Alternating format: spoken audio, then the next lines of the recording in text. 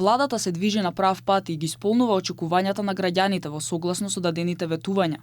Вака упатените ги коментираат резултатите од последната анкета, која отслика дека по 2 години власт, ВМРО ДПМН и Христијан Мицкоски и натаму се со огромна предност пред останатите политички партии и лидери.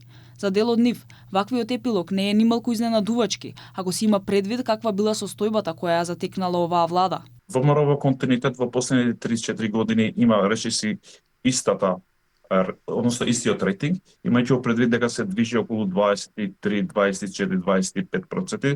Тоа е необичајно за другите политички партии во историјата во Република Македонија, но тоа покажува дека од тоа што има наследено тотално една банкротирана држава пред 2 години, дополнително влијае на тоа дека рейтингот на ВМРО ДПМН и на лично на премиерот е висок. За премиерот Мицкоски, високата поддршка од граѓаните е потврда за сработеното, но и обврска да се продолжи со работењето и исполнувањето на она што било ветено.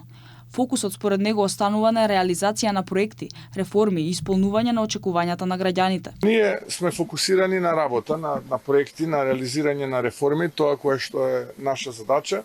Од друга страна имаме опозиција која што е поделена на 2 дела. Нивната стратегија се темели на 2 основи. Едната е да кажуваат невистини во јавноста, да навредуваат, да измислуваат, да клеветат. Последната анкета спроведена за порталот МКДМК покажа дека рейтингот на ВМРО ДПМН е за 3,5 пати поголем од оној на СДСМ. Премиерот Мицкоски пак е убедливо најпопуларен политичар со повеќе од 4 пати повисок рейтинг од оној на Венко Филипче. Во анкетата клучниот проблем за граѓаните останува правосудството.